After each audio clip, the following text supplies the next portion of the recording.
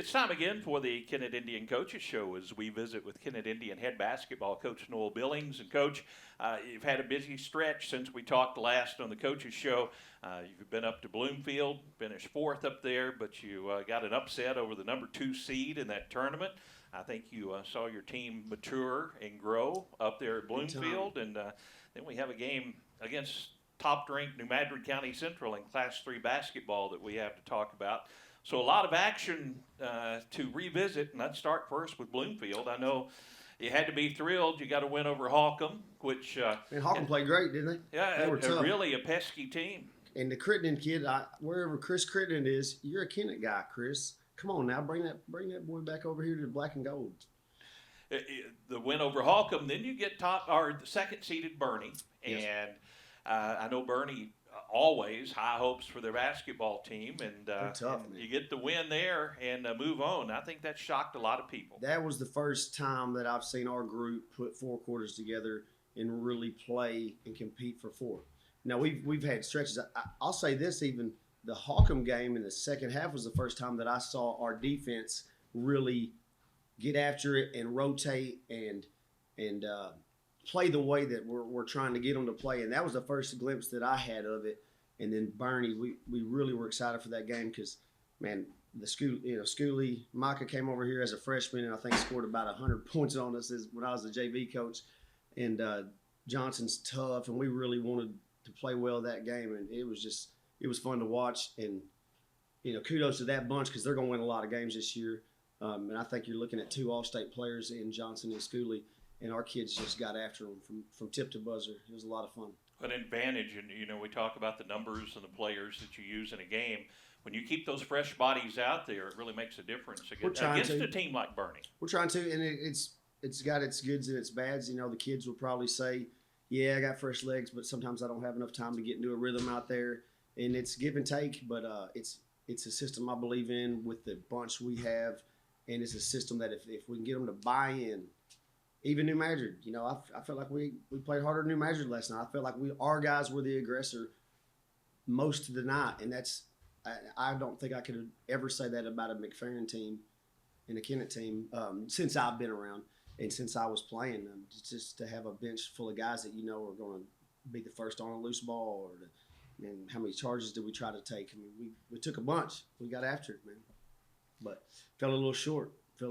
Yeah, you had you would get down, you'd have a run, you'd cut it I think to 7 at one point there in the second half. Yeah, we did, and we had some shots to really be in a position to win the game, and I really wanted to steal one, man. I did. That is a really good New Madrid team. They got top ranked player in Missouri, and he's not their leading scorer. So that's a tough team. That same bunch without their current leading scorer finished 3rd in Class 4 last year. So our guys, and we had them on the ropes last night. And we played them hard and we played them tough. And I think our guys know that, okay, we can play with just about anybody we match up against. But you got to do it every night. And doing it consistently is tough. Like you saw in Bloomfield, you come off of Bernie, and man, we really executed the game plan against Bernie. We switched on the baseline runner really well. We talked and communicated, and then we get out there against Donovan and get face cut the entire second half, and and that's a deal that it's no more difficult than doing what we did against Bernie, but it takes focus, and it takes not just effort but focus. And our kids brought effort against Donovan, but I don't think that we had quite the mental focus and the mental toughness to do it 2 nights in a row. Bloomfield's a unique tournament the way it's scheduled. Normally, you have a team coming up. You can have a practice and maybe a day or 2 to prepare. In that tournament, you come off a win or a loss, and you're in action against somebody else. You're exactly right. And you don't have a lot of time. And we did. We prepped for Bernie before Holcomb, and it about bit us because Holcomb came out and hit us in the mouth. And I knew that's a risk you were taking, but I didn't want to go into the Bernie game without having a game plan for those 2 scorers. Johnson and Schooley, they combined for what? 70 points or something on us. Yeah. Johnson scores 40 3 nights in a row. So we needed to have that, and I felt like our guys took care of business against Holcomb and gave us a chance to do that. And then, Donovan's good. Donovan's really good. They're really well coached. They're going to cut. They're going to pass. They're going to be where they're supposed to be on the court. That's something we're still struggling with. You know, you take if I pulled up our huddle account and I played every out of bounds play that we ran at Bloomfield, I bet you can't find more than one or two that we had all 5 guys where they're supposed to be, all 5 guys executing, timing, screening, cutting. It's just something we're not good at yet, and it matters. It matters when you match up against a team equally as talented, which we're going to see. You got to do those things. I know you're not where you want to be yet, but if you look back at maybe the Gideon Bulldog Classic to where you are now, wow, totally different bunch that you have on the floor now. I'd like to go do that one with this bunch currently playing the way they're playing. But, a lot of schools will say that. Crothersville's gotten a lot better, and I'm sure Cooter's gotten a lot better. I seen some posts online where some people were talking about Cooters shouldn't be ranked in the top. Man, Cooter's good. Let me tell you something. Cooter's really good. They're coming here in a couple weeks, and we need everybody out here because Cooter's darn good. Those guys can play. You went up against New Madrid at home, and always good to have those guys. But Jadis Jones, one of the most impressive football players that I saw all season. But tell you what, he's a force. I'd be surprised if there's anything he's not pretty good at. I mean, I bet you give him a ping pong paddle, he'd be tough. He's just a good athlete. I mean, and I hope our guys are absorbing it because I try to, we hit the weight room starting in May of last year, and we hit it hard. But I never really felt like the guys were as excited about that as they were about being in here. And Jadis is a perfect example of that's the physical level you need to be at if you want to play Division I basketball. That's it. And when he grabbed the ball, it didn't go shaking around in his hands. I mean, he got his mitts on it. That was his. And our guys banged with him. Hunter Kirk got after him, man. I don't know if you guys, anybody that watched the game, he came in, he was battling an injury, missed the Donovan game, missed the Malden game, really severe sprained ankle, came back, and he did a great job on Jadis, man, and so did a couple of our other guys. I noticed several times, fundamentally, you guys blocked out, but because of their height and leaping ability, they'd just go right up over the top. Yeah, I bet the officials would tell you that I've expressed myself enough. Yeah, I did plenty of griping about that, but hey, what can you do? You can block out, and you can try to do your best. The only thing I'd tell my guys is, try to get even more space. Make him go even farther over you, and maybe you get those calls. But bottom line is we competed against – if we'd have competed like that against Donovan and Malden, I feel like we'd have been coming out of that Bloomfield really with an excitement around the program. But I'm telling you what, even Lennis McFerrin after the game was just going on and on to me about what he saw in our guys and how hard they played. And I told our guys before the game, like, you get an announcement. Just a quick Come on, Mr. announcement Pritchett. regarding girls basketball. Good job, by the way, last night, girls. Practice is going to be moved up to 3:30, so you got time to go get your stuff. I know it's supposed to be a little bit later, but it's going to be moved up to 3:30 for girls practice. Thanks. As you can tell, we're doing this interview Live, at school, baby. so Yes. so you get a little bit of a school experience here. Right. And, no, the guys competed, and they fought hard. And They were the aggressor last night. I believe that through and through. Like, New Madrid was not the aggressor. They weren't the physically most imposing team. They weren't. And now Jadis is a problem, and B.J. Williamson's a problem. But top to bottom, our guys were the aggressors, and our guys did not back down, and they went up and tried to go through them and draw contact. And you're going to get some shots blocked. He's a good player down there on the post. We got to make better decisions. If we can do that and play with the intensity we're playing with, I got no doubt that we're going to be right there in the mix come districts. And that's what these games are about. It's about winning districts. A lot of people are, even my coaching staff's about to kill me because I'm guarding man, full court. I'm trapping everywhere. And I'm just telling them, like, these games are to get better. If we're not putting ourselves in a chance to win districts, what are we doing? And we got a chance to win districts. Well, you have a great balance on your team. What you don't have is a lot of height, and we've discussed that. But what Kennett has struggled with in some past years is handling full court pressure or full game pressure, or having some point guards that can distribute the ball around. And your team's really cleaned that up, and they're playing well in that position. We're really focusing on it, and we got some guards that are capable of it, and they're capable of doing better than they have done.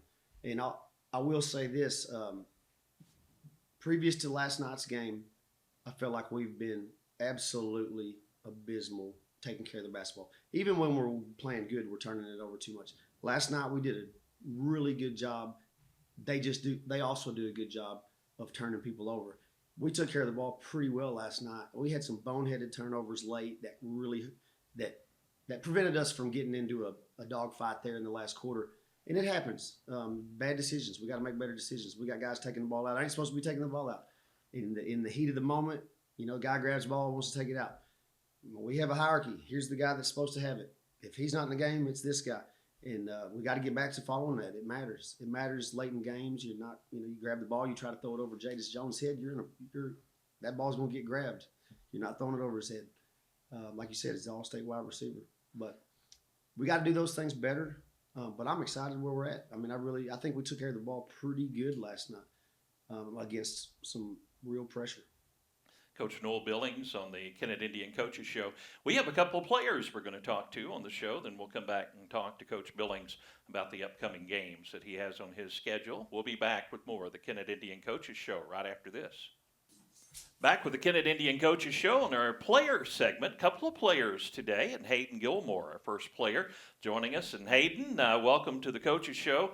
I know Coach probably didn't give you a whole lot of time to be nervous about this one, but you show up, had some big games, and good to have you with us. Sir, nice being here. Well, you're a new face here at Kennett. Tell us a little bit about where you come from and a little bit of your background. I was originally born here in Kennett, but I moved to St. Louis a few years ago, and SEMO conference ball is definitely a lot different, learning a new system, and I wouldn't trade it for anything. I like being here, and I'm glad where I'm at. Noticing you early on this season, your shooting ability, and you're very efficient, left-handed shooter. Love to see you shoot it, and I'll tell you, the game against New Madrid in that JV contest, you guys battled them, I know, numbers-wise, because so many of you guys play both JV and varsity. You're kind of limited on the JV game, but you guys made an impression. Then you come in the varsity game and hit a big shot in that one that I know. Yeah. It's fun playing JV with this sophomore group because I haven't played with them in a few years, and building that chemistry back up is fun. I'm fine. I'm proud with how our freshman group is doing too. They're showing up in the JV games, and their ability to knock down shots has been really well, and I'm proud of our guys. And then coming into the varsity game, I didn't play a lot of varsity last year at my school in St. Louis, but accepting my role as kind of a shooter and doing the dirty work, taking charges on defense has been fun for me. So.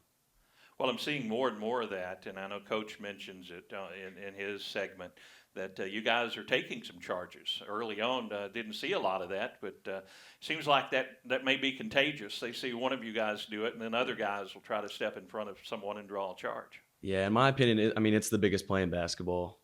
It's a turnover, gets you the ball back, and stops the opponent from scoring. So I started out early doing that in practice, kind of setting the tone, and I'm glad to see some of our guys are picking up on it, following my lead. All right, now tell us what year you are in high school. I'm a sophomore. You're just a sophomore, yes, so sir. You're on that JV team and playing a lot of varsity time. Yes, sir. Well, it's good to have you here at Kennett, and I know the fans enjoy you being here, and these teammates do as well. Great job on the interview today. Thank Anything else you want to add before we wrap up your segment? I'm all good. Thank you. All right. That is Hayden Gilmore, our first player guest. We'll be back with our second player guest right after this. We are back on the Kennett Indian Coaches Show with our second player guest, Deshaun Wilson. Deshaun, welcome to the show. Good to have you. Another sophomore on this Kennett Indian team, and I know you didn't have a lot of time to get nervous about this interview either. No, not at all. Coach, invites you guys in because he's liking what he sees, and I know in that New Madrid County Central game, you were a big spark in that ball game. Yeah, I had got hot for a second, so I was had to slow the roll down and just start picking up what I had, and it started following through.